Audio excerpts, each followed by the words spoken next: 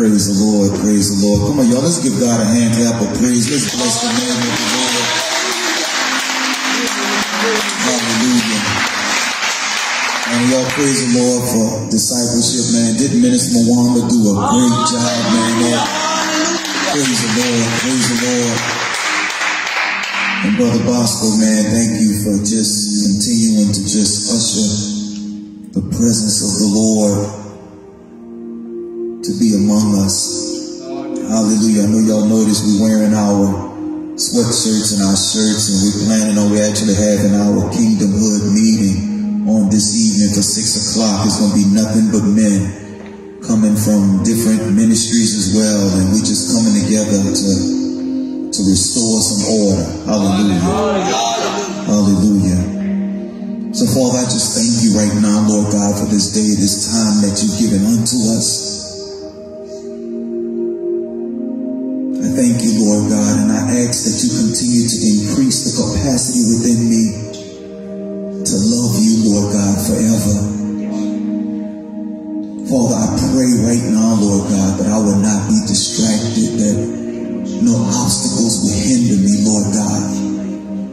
Father, I believe, like many of us in here, Lord God, that we've wasted enough time, Lord God, doing things that did not matter. Many of us, Lord God, were just like many of us possibly are, Lord God, that, Father, I know you expect more of me, and I expect more of me, Lord God, but just give me instruction, Father. Tell me what I'm supposed to do, and I will love you forever and ever and ever. Hallelujah. So I praise the Lord for every one of you who will join with us on today. And it's my prayer that the amount of time that has been spent thus far has not been in vain. It's truly a blessing for all of us to be together, united in the name of the Lord. And I really do believe that even after the effects of COVID, I believe that there is a day coming now. You think a lot of churches closed up already because of COVID.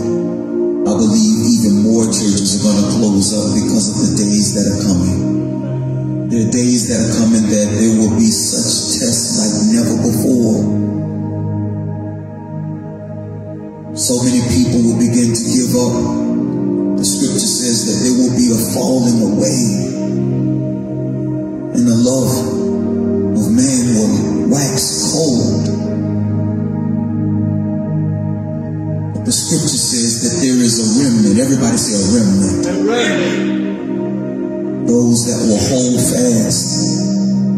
Those that will remain steadfast, unmovable, always abounding, increasing in the work of the Lord, because we know that our labor in the Lord is not in vain.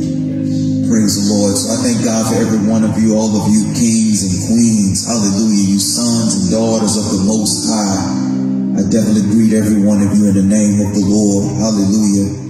We've been praying for people just like you that would increase in hunger and thirst after righteousness. Praise the Lord. You may be seated in the presence of the Lord. Thank y'all so much for just reverencing and honoring our God together,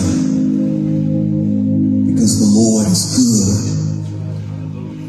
His mercy is everlasting, and his truth endures from generation to generation. One of the things I've been believing that we should make a practice is to begin to speak into your life, speak into your own life, even to children that you have not had yet.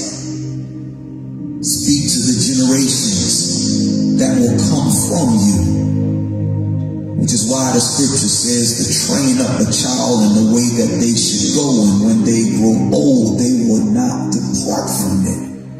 The scripture says, blessed is the man who has children that feel the quiver like arrows, and they will meet the enemy at the gate.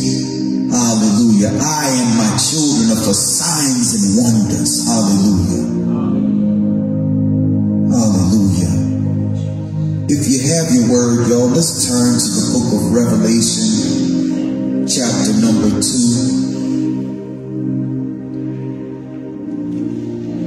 The revelation of Jesus Christ unto the Apostle John.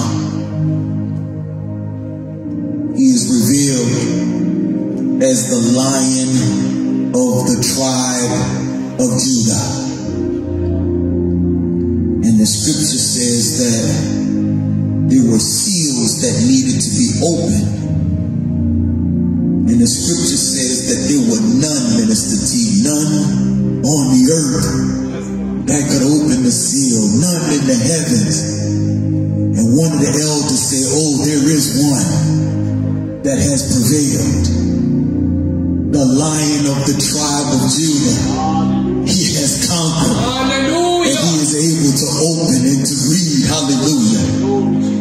Praise the Lord. And there are 7 churches. Every one of us, I want to urge you to find and read about all 7 of these churches. I really believe that we can find some similar tendencies of our own lives within one, if not more, than these 7 churches. I myself believe that the church that explains the struggle that I must continually overcome is the church by the name of Thyatira.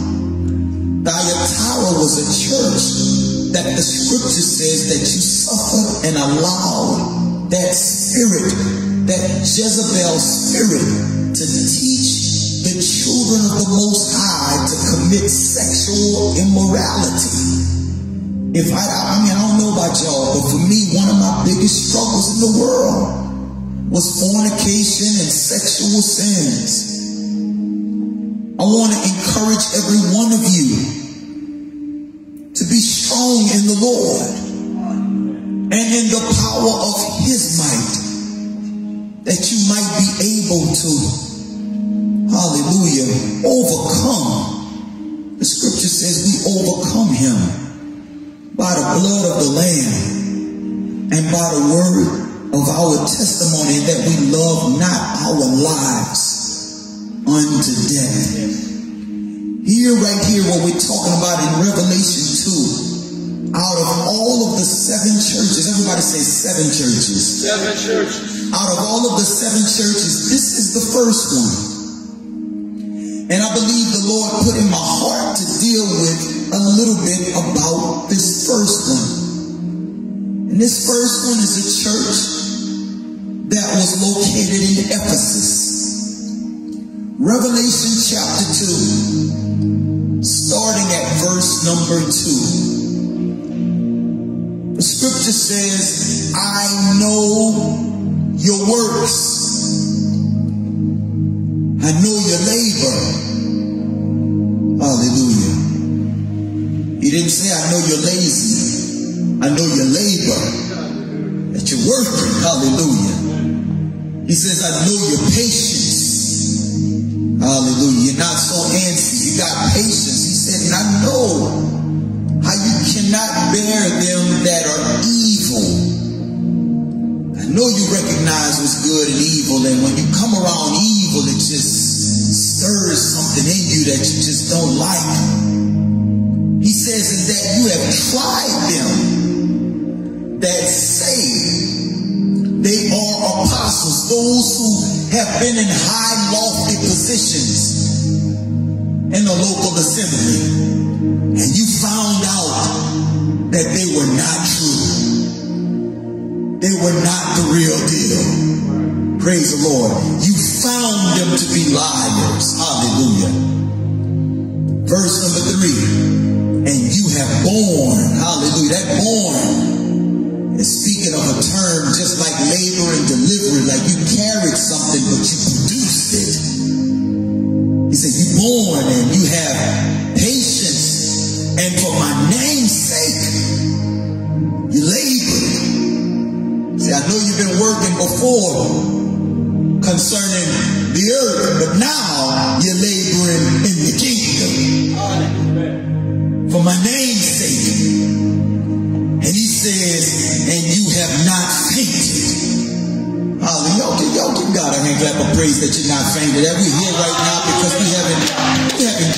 name. Hallelujah. The scripture says, be not weary in well doing, for in due season you will reap. Y'all know the rest of that. If you faint not. He says, and you have not fainted. Oh my God. Verse number 4. Nevertheless, I have somewhat against you, because you have left your first love. Oh my God. Verse number 5. Remember therefore from whence thou art fallen, and repent, and do the first works, or else I will come unto you quickly, and will remove your candlestick out of its place, unless you repent. Man, it almost seems like an oxymoron sometimes when somebody has some things to tell you that's so good, and it's amazing, because when you deal with a profession or a field that you work, a lot of times you get evaluated and you wait to see what's going to be said concerning you. Isn't that amazing that no matter what, if you want to have a promotion and you're within the same job description or the same facility, but you want to go to a different level, a lot of times before you advance, there is some level of evaluation. They have to tell you how you've been doing because if you're not faithful in a position that you're at, who's going to entrust you to more? If you can't get to work at 6 o'clock in the morning, why would I believe that you can make it at 4 a.m.? If you're constantly coming in at 6:23 and you're supposed to be there for 6, what would make me think, Brother D, that you can be there at 4 a.m.? But the scripture says if you be faithful, yes sir, there's a new position I see that came. Here's my resume. Here's my qualifications. Here's my references that you can talk to. Can somebody talk to your references about you? What would they say? If you went to your references about your profession, what would they say?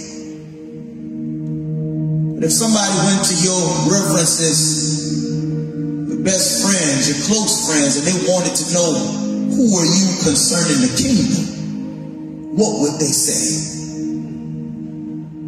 Are you just known on the earth, or are you also known in heavenly places?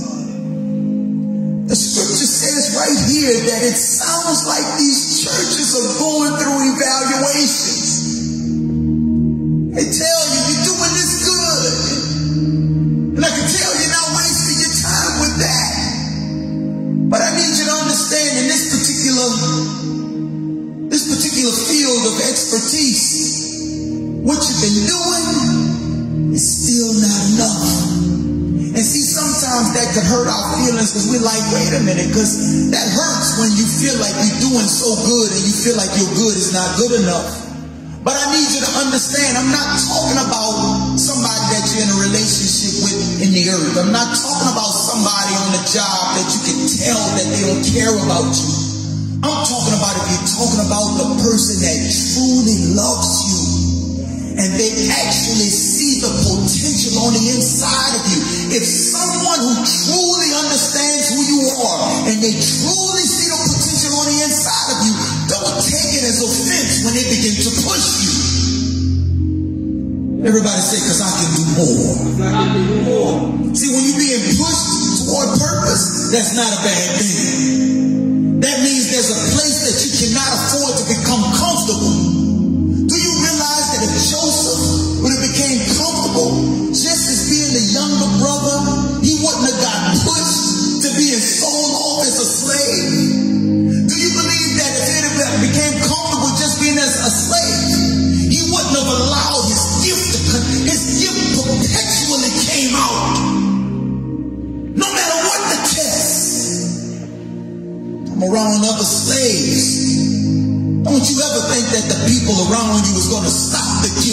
have on the inside. Don't you ever think that the things that's surrounding you is supposed to surround or control that which the Father has placed on the inside of you. Let me tell you something.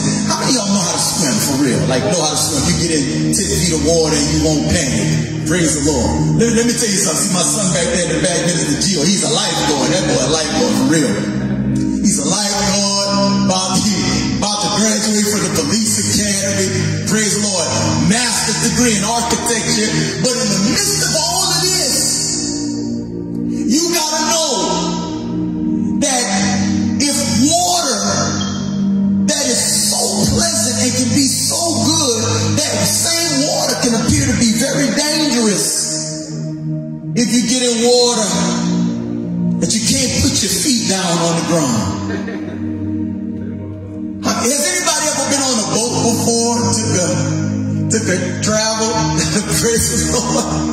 Praise the Lord. I'm going to tell you something. The way a boat is created, you think that boat is concerned about drowning or going under as long as it's operating in its purpose? That boat is made to float. Even though it could be surrounded by so much stuff that could try to bring it to an early demise. I need every one of us in here to know that we're in the world, but we're not from this world. See, it's important for us to understand, because what I want to talk about just for a little bit is our first love. I want to talk about my first love. First love, my first love, but not my second nature. I want to talk about first love. Just dealing with this, when you hear the title or the term first love, what comes to your mind? First love. What comes to your mind? Anybody? Claude, what comes to your mind, man, when you think about first love? What comes to your mind, Claude? Go ahead, man. I believe it's Jesus. Go ahead, talk about that. What you mean? I believe it's Jesus because I understood that. I believe in John 3:16, where it said that God loved us so much that He gave His own Son for us. That means that He loved us so much before even we knew it, before even like we could not even love Him back. That He loved us before we even like asked to forgiveness and stuff. Praise the Lord. And that's what came on my mind. How that person was willing to delay his life down for it. Amen. Praise the Lord. Brother Bosco, go ahead, man. What comes to mind, bro, when you think about that first love? Get on that microphone. He got it right up on this dude. What comes to mind, Brother Bosco? Yo, let's tell the truth. Yo, we all grown up here. Let's tell the truth. Yeah, that's exactly what I was trying to ask you right now. Are you saying before you talk about period? I'll be honest. Let's deal with before also. All right. I'm thinking about it. You know, the first girl I dealt with. You know what I mean? The girl that really got my attention and really kind of broke my heart. You know what I mean? So when we think about first love, I think about someone who really like made me see something that I've never ever experienced in my life. You know, that's just that feeling like, man, you know, yeah. That's what I think about. Praise the Lord. Praise the Lord. Praise the Lord. Go ahead, D, man. I see you look like you itching to raise your hand, man. What comes to mind, man, when you think about a first love? First thing that comes to mind, I would say parents, or like your mom. You're a woman, it would be your dad. I assume. It could be mom too for the parents. Well, yeah, but parents, I say, because it's really the first person that like is truly sacrificing so much for you. And it's like they got your back through thick and thin, giving you advice, guiding you through life. It's like even when you get grown, you still have that guidance to still be there. So it's like it's a never ending love that you was introduced to first. Yeah. You know what I'm saying? Praise the Lord. Anybody else? Anybody else? Go ahead, intimate. Praise the Lord. Hallelujah.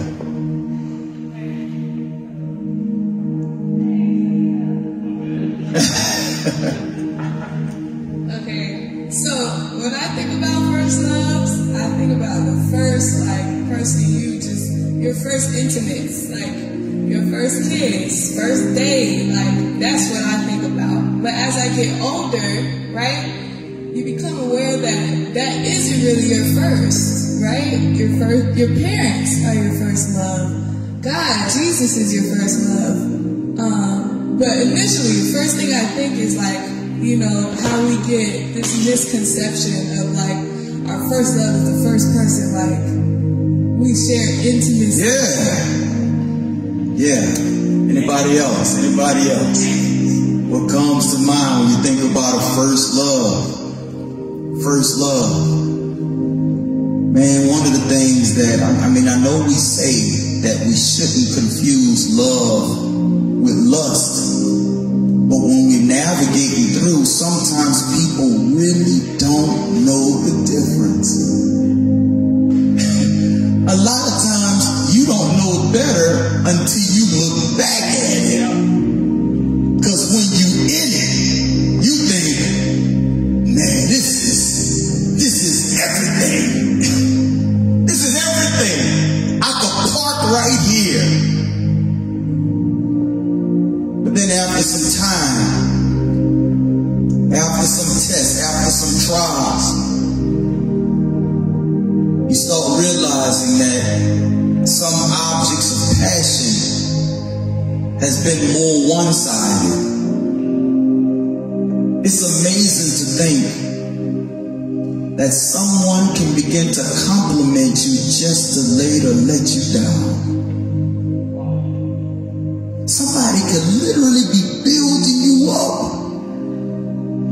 And then they turn around and sometimes they'll tell you, it's not you. It ain't got nothing to do with you. I just don't want you anymore. Man, you're talking about a hit. You're talking about all your everything. You no, and what can I do? What have I not done? Can we fix it? And the person is but it's not you.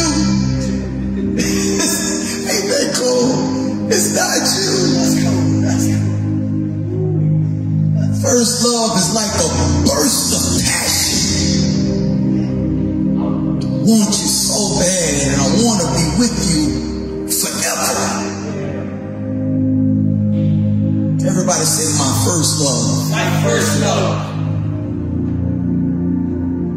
First love, my first love, but not my second nature.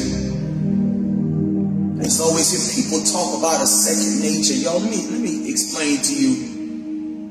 I wrote this down. I saw this somewhere and I was like, man, this is good. For second nature, what is a second nature?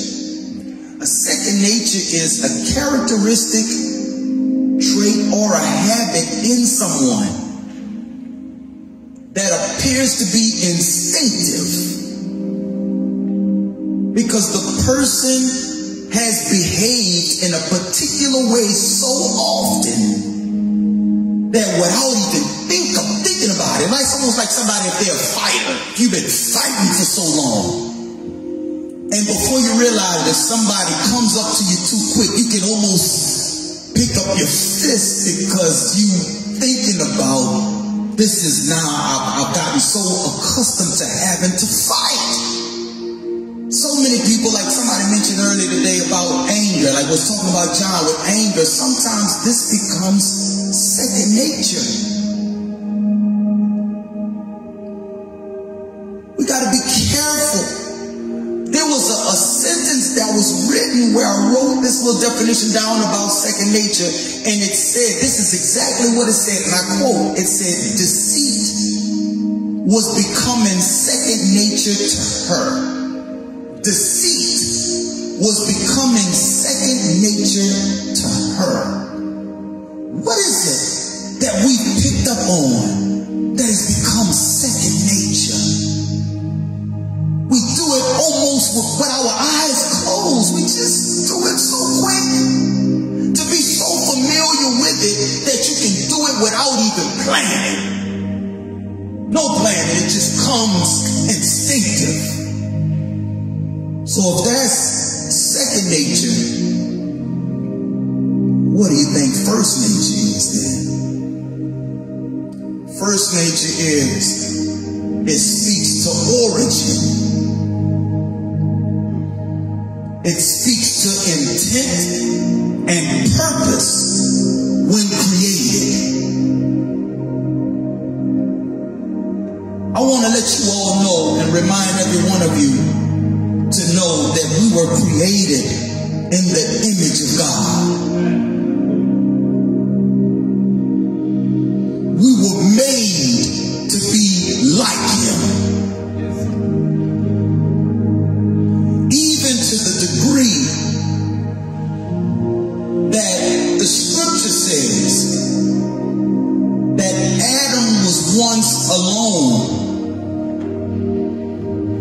Whether or not you want to look at it as in his species, in the type of individual he was created to be, he was the first. And then the scripture says that the second came from him, which means that some of the blessings that we receive can come from another part of me. But then some of the greatest challenges also can come from another part of me.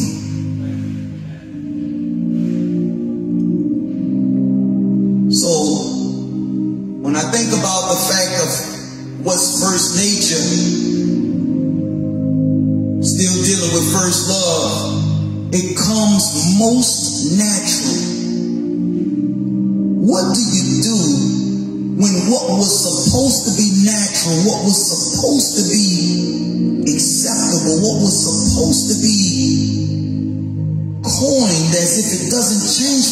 What happens when it becomes second nature because some other things has taken place so long to where what was once first nature has now become second, and now the thing that was second has become first because there's some changes that has taken place, and I don't even know who I really am anymore. And now I could be walking around with such a level of amnesia and identity crisis that I believe how can I say this? The I that I am right now is the I that I always was. And I could find out that who I was is not who I am.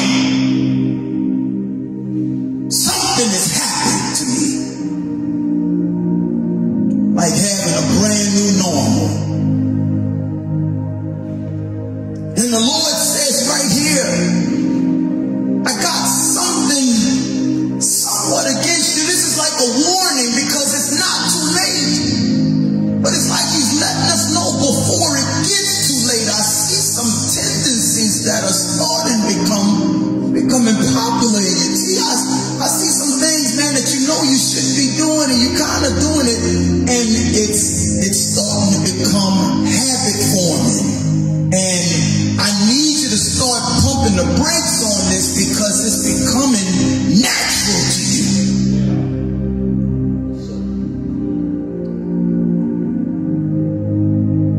Because if it becomes first nature, from first love, first nature, first culture.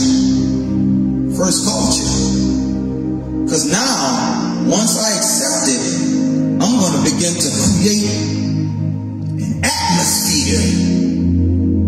I'm going to begin to dwell and cultivate and gather other people that will support where I am. But if I return to my first love, and now if we take out all that stuff in the world that we picked up, man, if we take out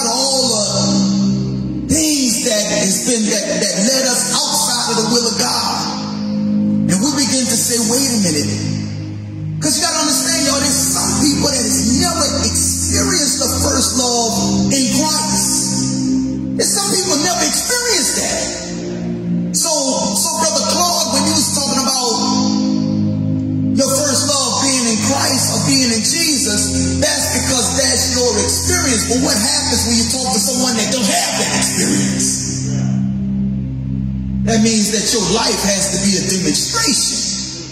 Don't you know, for somebody to follow you somewhere and to go somewhere that you chose to go, it's because there's a level of influence that you have that they're willing to follow you somewhere that they have not been before. And now, what's natural to you can start feeling natural to me. Because now, if this is really about my culture, because when the Lord says return to your first love, he said, don't you forget, I've called you to create culture. I've called you to reignite first nature. I've called you to remind people of first love that they didn't even know about. It speaks to the origin, to the intent, and the purpose. We're created in the image of God, in the likeness of God.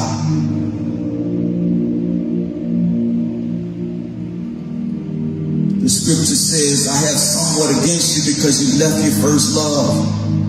He says, remember, therefore, from whence thou art fallen, and repent. It's amazing that we could be experiencing success in so many different areas and not realizing that as we think we're experiencing success in one area, we're starting to neglect something.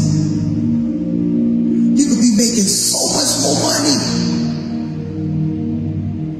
But if you give a perfect example, like if you cut grass at your house and you say every Saturday, I cut the grass.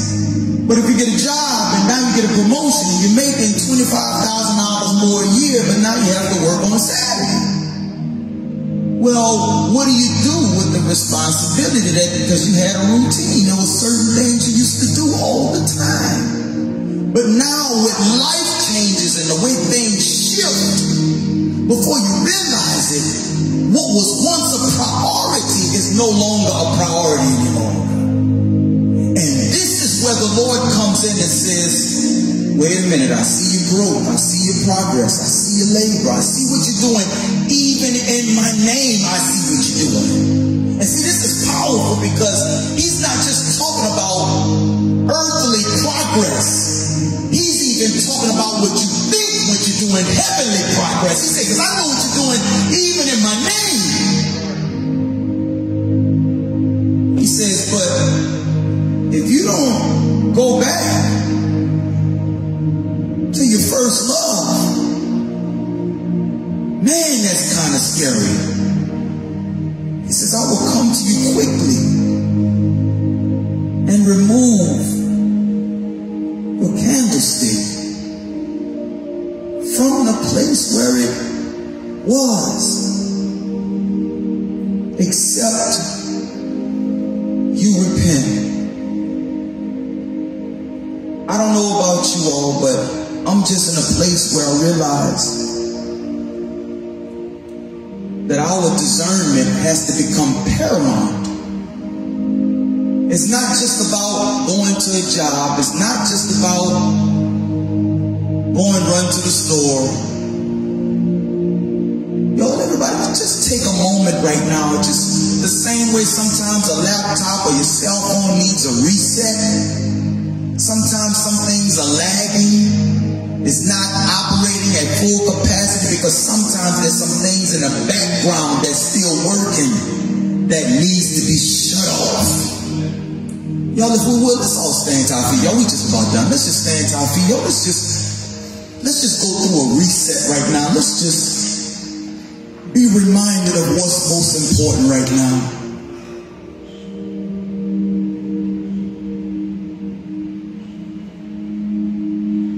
Some of us are so busy.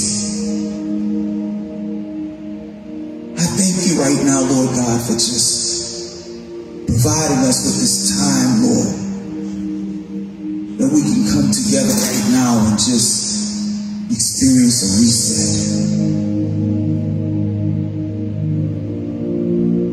We thank you right now, Lord God, for bills being paid. for most necessities being met. But Father, help us not to ever become too thirsty, Lord God, too desperate, that a decision that we can make today can cause a ripple effect, a domino effect, to cause things to begin to crumble. Help us to remember right now, Lord God, that you are first base. You are my first love. I love my dad, Lord God, so much. I love my mom so much. But you called me to be like you. Father, we live among people, Lord God, that sometimes their dads wasn't a good example or moms wasn't a good example. Father, I pray right now, Lord God, we need a reset right now, Lord God. That you will put our hearts back on you, Father. Your word says to seek ye first the kingdom of God, and all of your righteousness, and all these other things shall be added unto us. So, Father, we receive a reset right now, Lord God. Your word says, blessed is the man that walks not in the counsel of the ungodly. We need a reset, Lord God. You said, blessed is that man that also doesn't stand in the way of the scorner or the seat of the scornful. But in your word, Lord God, we will meditate. Father, help us to be more creative, Lord God, with making sure that we're getting adequate portions of your word in our lives, Lord God. Help us to have adequate time, Lord God, when we fellowship with you, Lord God. So many times, Lord God, I'm so grateful for being in the car and still being able to commune with you, Lord God, and feeling like I left out too fast or didn't get up early enough. Thank you for being accessible to us, Lord God. But Father, we come before you right now for a reset right now, Lord God.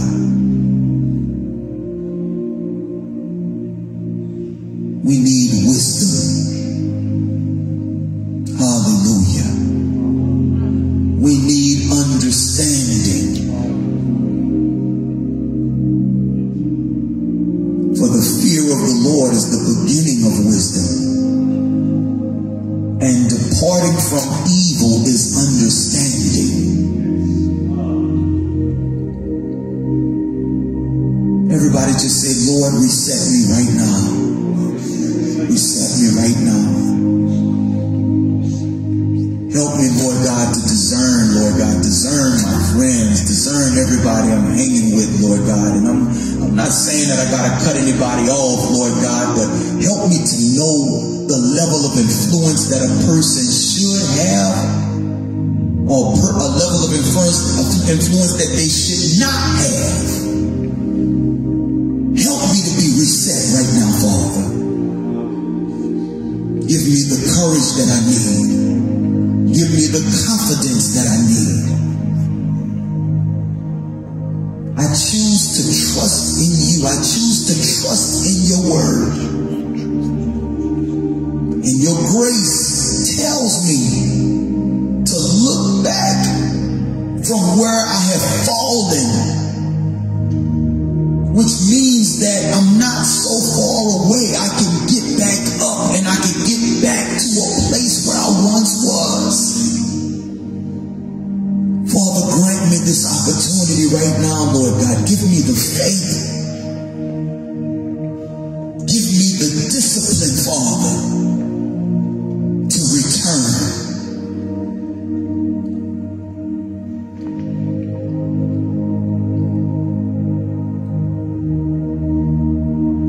So, Father, we receive your goodness right now. We receive your grace. We receive your wisdom. We receive your love, your joy. somebody been feeling too kind, too gentle. And the Lord says, don't allow this world to make you hate a trait that I gave you. If you are kind, guess what? That's not demonic. If you're gentle, that's not demonic. These are fruits of the Spirit. Hallelujah. If you have long suffering, why am I still waiting? Be led of the Spirit.